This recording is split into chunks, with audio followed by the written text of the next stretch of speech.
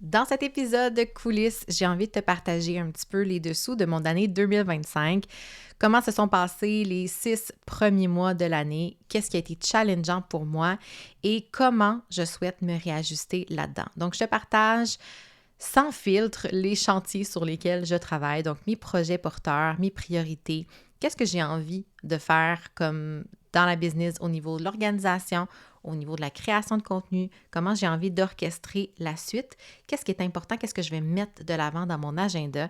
Et je t'invite à écouter cet épisode pour que toi aussi tu puisses te poser ces questions-là et vivre une fin d'année qui va te rendre fier au 31 décembre. Quand tu vas popper ton champagne, tu vas te dire « Hey, quelle année incroyable! » Bonne écoute! As-tu le feeling que c'est vraiment plus facile pour les autres? L'impression que tu fais déjà tout ce qu'il faut pour réussir? T'es passionné, t'as une mission inspirante puis de l'ambition qui connaît pas de limite. Mais la jungle entrepreneuriale est remplie de fausses promesses et de stratégies trop compliquées. 180 degrés, c'est bien plus qu'une mesure. C'est une perspective, un horizon. Je suis Mélanie Allé, fondatrice de Synapse Marketing. Je t'invite à explorer avec moi une approche unique, celle de prendre de la hauteur pour voir grand, pour voir loin. Parce que voir à 180 degrés, c'est regarder l'ensemble du paysage sans se perdre dans les détails.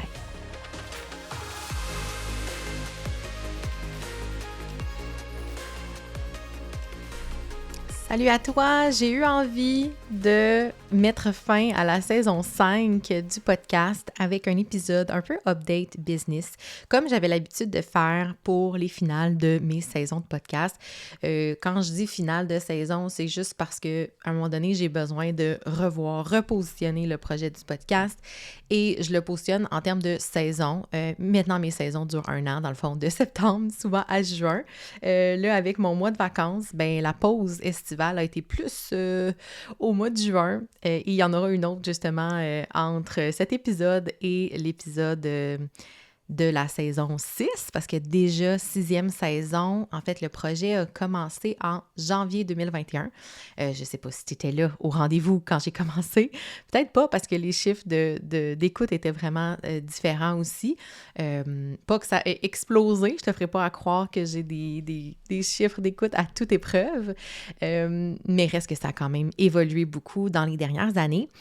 Et c'est un épisode souvent que je me disais, c'est-tu vraiment pertinent? Tu sais, j'ai l'impression de parler comme tout seul, puis de parler juste de moi, puis on dirait, est-ce que c'est vraiment concret pour les gens d'entendre mes histoires et où j'en suis, puis qu'est-ce que je prévois pour le futur? Puis finalement, si je me rendais compte que c'était des épisodes que visiblement vous aimiez particulièrement, j'avais des retours aussi en grand nombre sur ce genre d'épisode-là. Donc, je me suis dit, regarde, on va continuer, on va continuer dans ce sens-là. Avec un épisode 167, des fois, je me pince en me disant « Hey, 167! » Puis là, je compte pas là-dedans les hors-saison, puis les coulisses de l'été et tout et tout.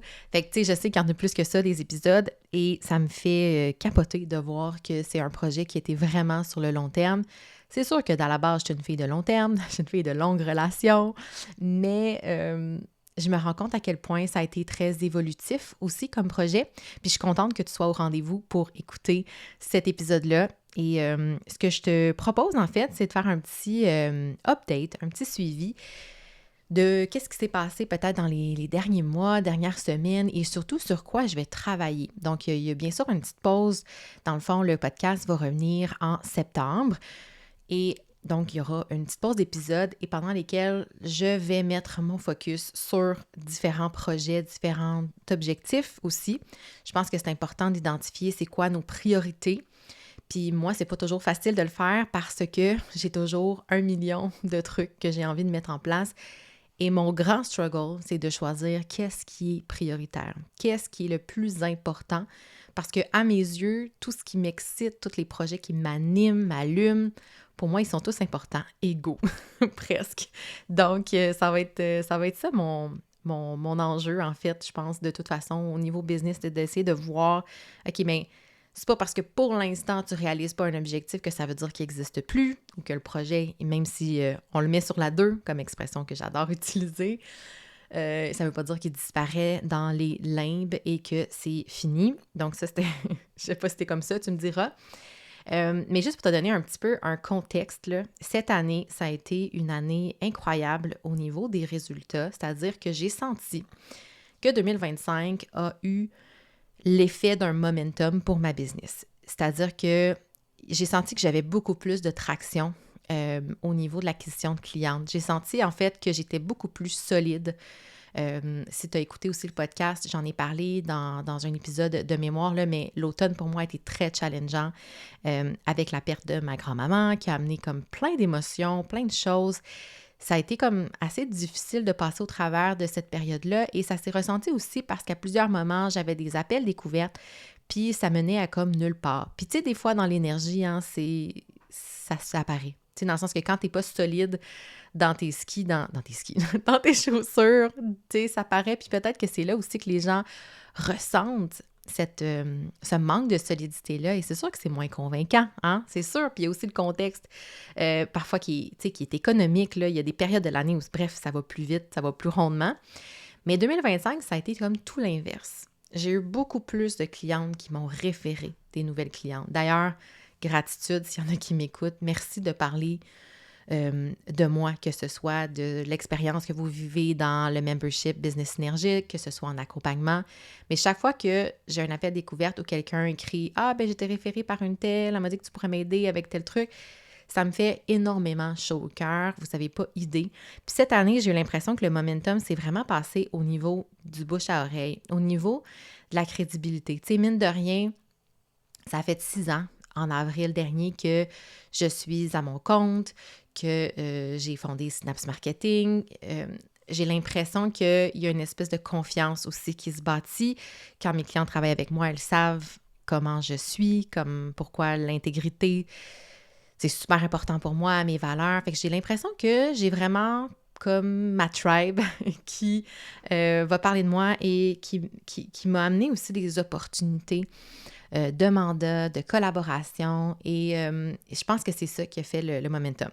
Comment ça s'est traduit dans ma business? Ben, si je te fais un topo rapide, les 5 premiers mois de l'année m'ont apporté l'équivalent de plus de 50% du revenu de l'an dernier, de 2024.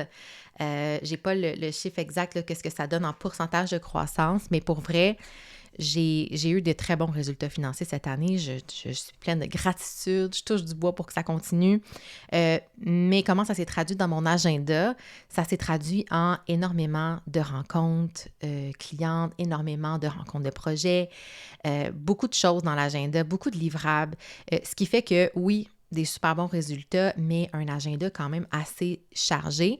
Puis même si je suis très bonne pour quand je suis en rencontre cliente, quand je fais mes ateliers ou mes moments, mes cliniques dans Business Synergique, tu sais, je suis dans le moment présent, je suis 100% dédiée, même que les filles le savent, j'ai de la misère avec le temps, je vois pas le temps passer, je suis vraiment, tu sais, into it, comme on dit, je suis vraiment à fond.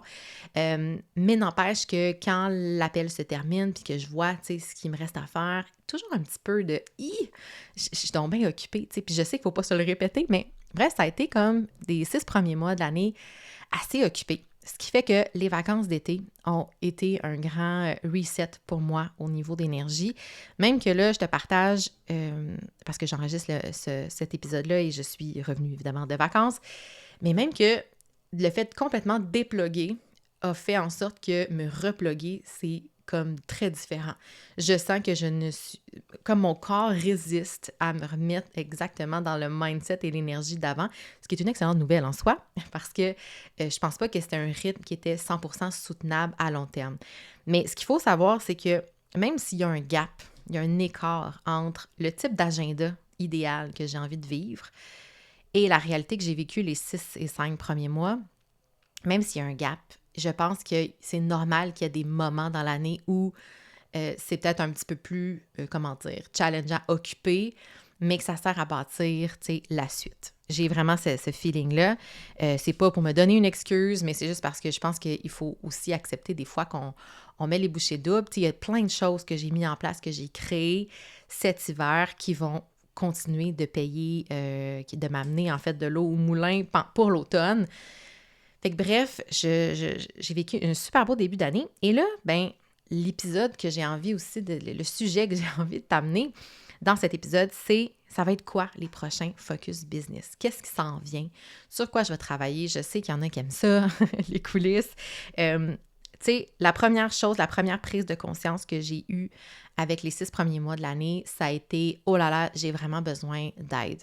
J'ai vraiment besoin de déléguer plus. » Avant, je résistais à déléguer encore plus parce que je me disais « Ça me prend un cash flow supplémentaire pour continuer à maintenir aussi un confort de vie, un niveau de revenu qui me convient. » Puis, j'avais pas nécessairement envie d'investir encore plus pour déléguer. En fait, j'avais plus cette pensée magique que, ben il y a bien des affaires que je pourrais automatiser, il y a bien des... Puis oui, l'automatisation, l'intelligence artificielle, c'est vrai que ça aide beaucoup, mais c'est tout ce qui est charge mentale. Hein? On a beau, si t'es maman, tu me comprends, ou si t'es juste occupée avec plein de chapeaux, tu me comprends. La charge mentale, c'est le fait que même si la tâche, elle n'est pas complexe. Tu sais, c'est pas compliqué faire un lunch pour ton enfant. Mais le problème, c'est quand tu as toujours cette porte-là qui est ouverte, cet espace mental dédié à la gestion, de planifier qu'est-ce qu'on va mettre dans les lunchs, j'ai-tu assez de choses dans le frigo, faut-tu que j'aille à l'épicerie, c'est quoi déjà, ça contient-tu des noix, j'ai-tu le droit de mettre ça dans la boîte à... Tu sais, tout ça, c'est de la charge mentale qui existe. Et c'était la même chose, en fait, avec plein des tâches dans mon entreprise. Et je me suis dit, oh là là, si je veux maintenir un niveau de revenu en croissance, si je veux continuer de faire grossir ma business, ben là, clairement, à un moment donné, il faut que je fasse cet effet de je fais confiance, j'investis, je dédie un montant de mon cash flow pour déléguer, pour avoir du support. Donc, ça, c'est sur quoi je suis en train de travailler actuellement, d'onboarder quelqu'un qui vient m'aider dans ma business pour être plus efficace, pour réduire le nombre d'heures d'admin puis de tâches que je faisais entre 2 appels, entre 2 courriels et tout ça, mais qu'il y a plus, c'est trop prenant, c'est trop c'est ça, c'est trop de charge mentale. Et moi, ben j'en ai parlé aussi dans un autre épisode l'an dernier, je crois. Mais tu sais, ayant un TDAH, il y a des choses comme ça pour moi. J'ai beau dire quelque chose, ah oui, je vais mettre ça en ligne, puis là, la journée passe, j'oublie, même si je l'ai écrit, même si j'ai un tableau Asana, même si j'essaie de m'organiser, il y a des choses qui m'échappent et je déteste ça. Je déteste avoir le sentiment que j'ai échappé une balle, j'ai dit que je ferais ça aujourd'hui, j'ai pas eu le temps. On s'entend, là, on est tous humaines, on comprend. Mais j'avais le goût de goûter à cette efficacité-là, puis d'avoir un filet. Puis je pense que cette personne-là va devenir mon filet à moi. Dans mes processus, je veux me dégager du temps pour justement faire plus de marketing, plus de contenu. Parce que là, à un moment donné, c'est comme je donne plein d'astuces, plein de conseils dans mon membership, à mes clientes en accompagnement pour faire du contenu. Et moi, je suis là, le cordonnier mal chaussé, évidemment, qui avait l'agenda rempli puis qui ne pouvait pas se dégager du temps. Mais je veux faire plus de contenu. Je le sais que l'attraction de ma clientèle passe beaucoup par là. Aussi au niveau de la crédibilité, au niveau de, tu sais, comme les gens ont besoin de ressentir l'énergie d'une personne avant de lui faire confiance pour l'accompagner. Puis le contenu, comme le podcast, comme les infolettes, comme les réseaux sociaux, ça aide. C'est un gros vecteur d'attraction. Fait que pour moi, ça va être un game changer. En fait, je fais le souhait dans l'univers que ça le soit. Puis je veux goûter à ça. Je veux goûter à plus d'efficacité, à des process plus rodés, de l'aide. Peut-être que je mets des lunettes roses en ce moment. Je t'en parlerai dans quelques mois. Mais ça, c'est vraiment un gros pilier super important, qui est probablement le plus important actuellement sur quoi je travaille. L'autre élément qui est pour moi essentiel, c'est de mettre en place ma prochaine gratuité. J'arrête pas d'en parler à tous mes amis entrepreneurs. Je travaille là-dessus. J'ai une super bonne idée. Il me reste juste à l'arrimer dans un parcours client, dans un tunnel de vente finalement qui soit cohérent et le créer, le mettre en ligne. Pour moi, c'est essentiel d'avoir une nouvelle gratuité. J'ai quelques gratuités, mais c'est vient un moment où ça devient comme, j'ai envie de dire, un peu passé date, un peu désuet. On ne peut pas rouler 5 ans avec les mêmes gratuités. Ça fait pas 5 ans, mais par exemple, mon quiz, ça fait longtemps qu'il est en ligne. Je ne l'ai pas revampé encore. Je ne sais pas si je vais le faire. Je pense que oui, mais ce n'est pas ma priorité pour l'instant parce que je veux quelque chose de plus concret qui va vraiment aider encore plus à faciliter et j'ai envie de dire, stratégiser, on va dire, si je peux inventer le mot, rendre plus stratégique, en fait, la création de contenu pour les entrepreneurs parce que je me rends compte que c'est vraiment un gros besoin. Fait que ça, je travaille là-dessus. Toujours dans l'optique, évidemment, de faire de l'acquisition au niveau de la liste courriel, de me faire connaître, de mener aussi naturellement avec d'autres choses, soit des offres, des petits produits. Donc ça, pour moi, c'est essentiel. En ce moment, j'ai l'impression que c'est quelque chose qui me manque cruellement. Tu sais, je voudrais pas faire de la pub pour une gratuité, mais il n'y en a aucune qui, on dirait, mérite le budget pub qui va avec. Je sais pas si tu as déjà eu ce feeling-là. C'est juste un feeling, en fait, un appel à créer quelque chose de nouveau, de plus aligné. Donc, ça, c'est vraiment un focus super important pour moi dans les prochaines semaines. Il y a un autre truc que j'ai envie de te parler. Il y a comme un éléphant dans la pièce. Puis celles qui me connaissent bien, qui ont écouté l'épisode vont comprendre. Le fameux toolkit de l'entrepreneur web qui, comment dire, tu sais, c'est mon dragon, là. C'est comme mon projet que ça fait des années, oui, qui est sur la planche à dessin, qui a changé de version, de mouture dans ma tête. Puis c'est comme si j'arrivais pas à trouver exactement comment j'allais le placer, puis à quoi il allait servir. Puis pendant un moment, j'avais mis ça ma priorité numéro 1. Puis après ça est venue l'idée du membership qui m'emballait vraiment plus. Tu sais, j'avais vraiment plus cet appel-là de connecter. Mais en fait, là, j'ai réalisé que je voyais ça comme étant un gros toolkit. Puis en fait, ce que ça va devenir, c'est plusieurs toolkits. Puis là, je ne veux pas tout te dire, tout te dévoiler, mais en gros, là, ma grande vision, c'est d'avoir ma boutique synergique avec plein d'outils pour toi, pour t'outiller, pour t'aider. Parce que des fois, ce qu'on a besoin, c'est pas nécessairement de se faire accompagner ou des fois, c'est juste on a besoin d'avoir le coup de pouce. Puis des fois, ça passe par des petits outils. Puis il faut pas minimiser l'appel des petits produits dans le sens... des fois, c'est ça que ça nous prend pour nous comme donner une idée de génie, pour partir sur quelque chose de solide. Bref, je t'en dis pas plus parce que je veux garder quand même un peu de mystère, mais je travaille à créer justement des outils que je vais pouvoir vendre pour complémenter aussi complémenter les contenus aussi que je crée gratuitement, que je veux continuer de créer sur le podcast, sur le blog, dans mon infolettre, mais de pouvoir aussi monétiser quelques outils que j'ai créés et que je veux finalement pouvoir offrir à un plus grand nombre.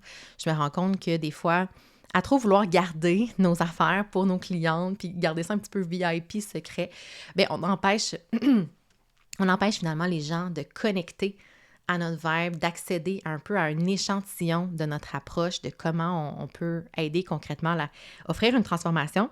Donc, ça s'en vient aussi. Une des choses au niveau du contenu sur lesquelles je veux travailler, un autre point, c'est d'intégrer les études de cas clientes. Je me rends compte à quel point c'est puissant parce que j'ai poussé plusieurs de mes clientes à le faire et j'ai jamais pris le temps dans les dernières années de développer ces petits modèles-là d'études de cas. Puis c'est pas obligé d'être compliqué, c'est juste de s'asseoir et de le faire finalement, de réfléchir. C'est dans un co-développement récemment que justement mes amis entrepreneurs qui ont aussi été et qui sont des clientes m'ont dit, écoute, ça serait tellement puissant, on est même prête à participer, à jouer, à faire l'exercice en fait, de participer à cette étude de cas-là. J'ai pas encore 100% l'idée de comment je veux l'amener. Assurément, ça va être sous forme d'articles de blog, peut-être vidéo à voir, mais je veux pouvoir montrer comment j'accompagne. Parce que des fois, l'accompagnement, c'est très intangible. On est comme, OK, ben il y a des rencontres, on travaille sur la stratégie. Même chose avec le membership, tu sais.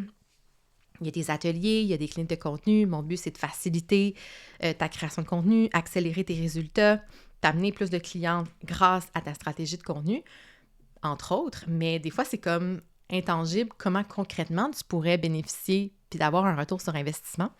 Donc, les études de cas, pour moi, c'est un no-brainer. C'est vraiment un outil hyper puissant qui est sous-utilisé, qui va permettre, dans le fond, de travailler sur la crédibilité de mes offres, mais aussi de mon rôle d'experte, d'accompagnante, de coach, même si c'est un rôle que je ne m'attribue pas tant, mais ça reste que ça fait partie de mon approche. Et ça permet aussi de favoriser le sentiment de confiance. Donc aussi, quand tu veux, tu es en appel découverte et qu'il y a quelqu'un qui a des enjeux similaires, de montrer, regarde, dans le passé, qu'est-ce que j'ai fait avec une cliente, qu'est-ce que ça l'a permis.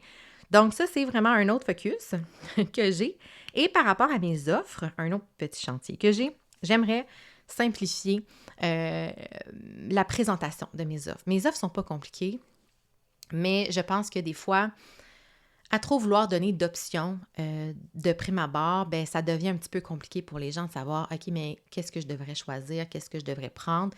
Essentiellement, je pense que l'offre la plus transformatrice que je peux t'amener, c'est l'accompagnement Synapse, qui est mon accompagnement stratégique. Dans les derniers mois, j'ai commencé à offrir du 6 mois. Avant, c'était seulement sur 3 mois.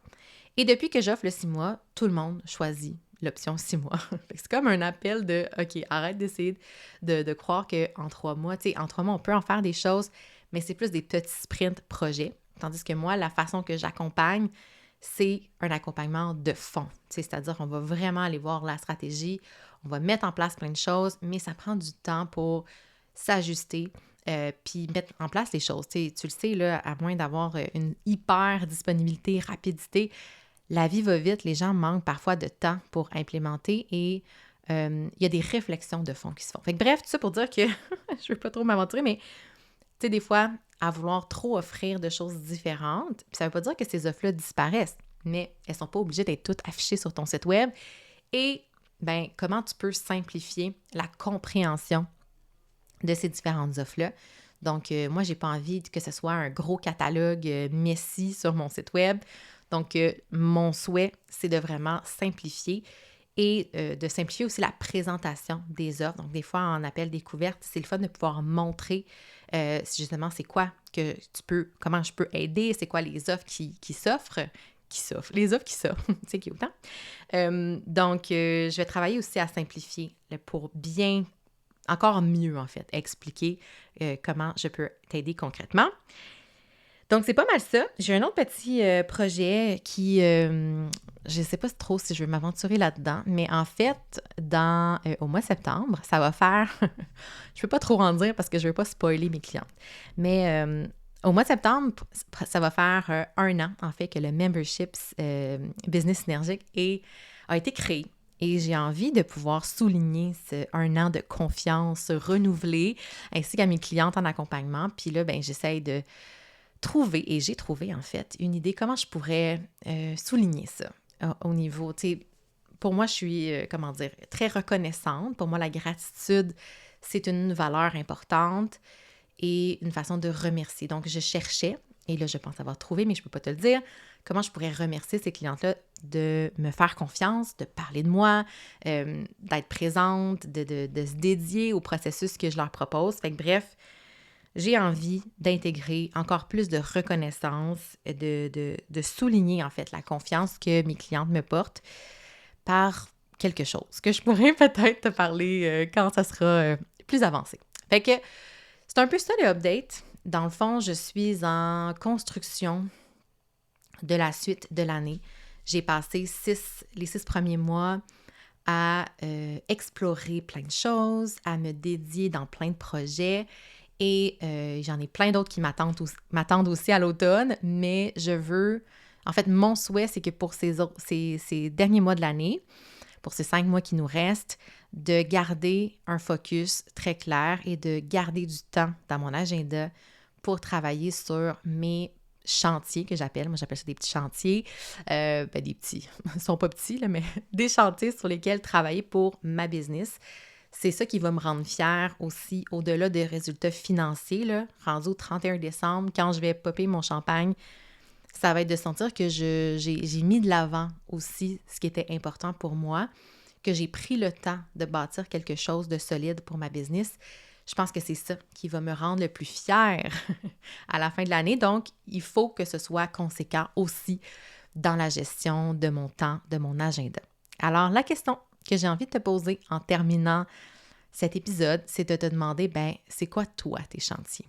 Si tu te projettes justement au 31 décembre, 5, 4, 3, 2, 1, bonne année, qu'est-ce qui va faire en sorte que tu vas regarder l'année 2025 en te disant « Wow, je suis fière de ce que j'ai accompli ».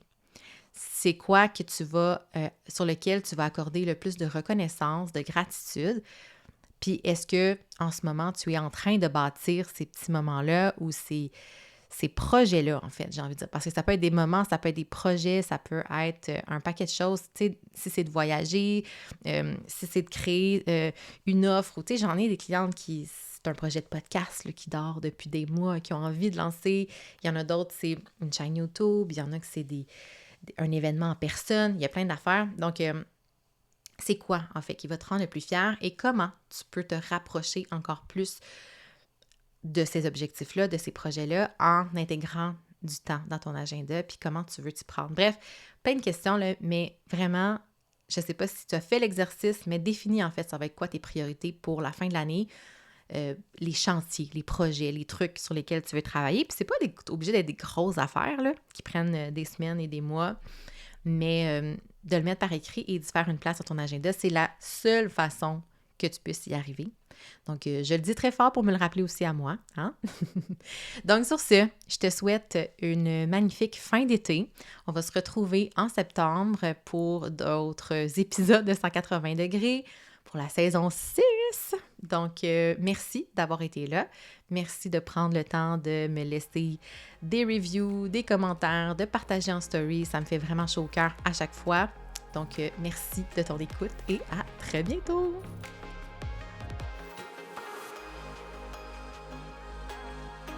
Wow! Merci d'avoir passé ce moment avec mon podcast dans tes oreilles. Ça me touche énormément. J'espère que les idées partagées dans l'épisode t'ont inspiré, t'apporteront une nouvelle perspective et te motiveront à te mettre en action. Si tu y as trouvé de la valeur, je t'invite à le partager. Fais découvrir cet épisode à d'autres entrepreneurs passionnés.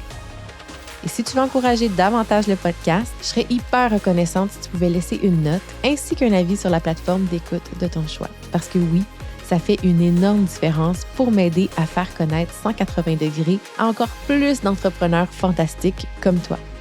À très bientôt pour un autre épisode et d'ici là, n'oublie pas que ta mission fait toute la différence.